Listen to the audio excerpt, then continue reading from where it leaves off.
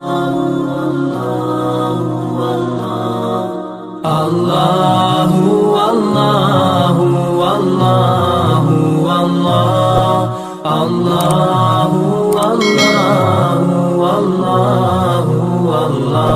علیکم ورحمۃ اللہ تعالی وبرکاتہ۔ میرا نام ہے ابوبکر حیات اور آج قربانی کے مسائل کے حوالے سے انتہائی اہم گفتگو کرنے کی کوشش کروں گا۔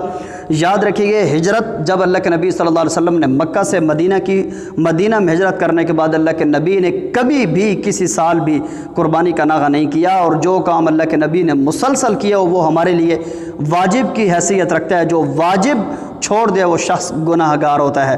اب ہم میں سے کس کے اوپر قربانی واجب ہے؟ 10، 11 اور 12 ذی الحجہ اگر کسی کے پاس ضرورت سے زائد مال کا کیا مطلب؟ جس مکان میں رہ رہے ہیں وہ ضرورت کا ہے، گاڑی استعمال میں ضرورت کی ہے، جو چیز ضرورت کے علاوہ ہے، اگر اس کی قیمت 7.5 تولے سونا یا 52.5 تولے چاندی کے بقدر ہے، ایسے شخص کے اوپر قربانی ہی کرنا واجب ہے۔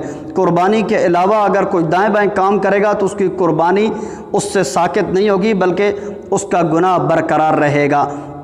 آج کل لوگ بات کرتے ہیں کہ قربانی کا اتنا زیادہ گوشت ضائع ہو جاتا ہے، اگر ہم قربانی نہ کریں تو یہ قیمت ہم کسی غریب کو دے دیں۔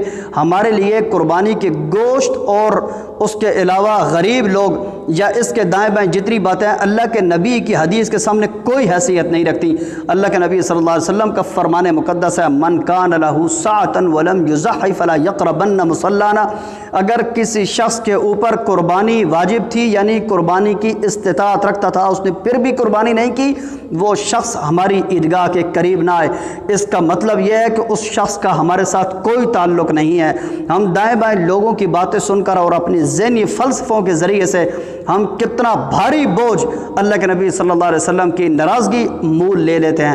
خدا را جس کے اوپر قربانی واجب ہے، دائیں بائیں کان دھرنے کے بجائے اس حدیث کے اوپر عمل کریں اور قربانی ہی کریں۔ قربانی کی فضیلت میں سے ایک فضیلت یہ ہے کہ جس وقت قربانی کا جانور میزان عدل میں تولا جائے گا تو اپنے کھروں سمیت تولا جائے گا، اور قربانی کا جانور موٹا تازہ ذبح کرنا چاہیے، اس لیے کہ یہ قربانی کے جانور پل صراط کے اندر سواری کے طور پر ہمارے کام آئیں گے۔ اور اس کے بعد اللہ کے نبی صلی اللہ علیہ وسلم نے حضرت فاطمہ رضی اللہ تعالی عنہا سے فرمایا تھا کہ جب قربانی کا جانور ذبح ہو تو پاس کھڑی ہوا کرو، اس لیے کہ جو شخص قربانی کرتا ہے، جس وقت اس کی گردن پر چھری پھرتی ہے تو اس کا خون کا پہلا قطرہ جب زمین کے اوپر گرتا ہے تو اس کے سارے گناہ معاف ہو جاتے ہیں۔ میں نے قربانی کے مختصر مسائل کے اندر آپ کو یہ بتایا کہ اگر قربانی واجب ہے، کس کے اوپر واجب ہے؟ 9، 10، 11 اور 12 ذی الحجہ جس کے پاس اتنی مالیت ہے، ضرورت سے زائد کے 52.5 تولے چاندی یا 7.5 تولے سونا، اگر اتنی قیمت کسی کے پاس ہے یا اتنی قیمت کا کوئی سامان ہے، اس شخص کے اوپر قربانی واجب ہے، اور قربانی ہی کرنا واجب ہے، دائیں بائیں کوئی کام نہیں ہے، ٹھیک ہے؟ اور اس کے علاوہ اس کی وعید میں یہ ہے، اگر کوئی شخص قربانی استطاعت کے باوجود نہیں کرتا، اللہ کے نبی فرماتے ہیں ہماری عیدگاہ کے قریب نہ آئے، سخت ناراضگی کا اظہار ہے۔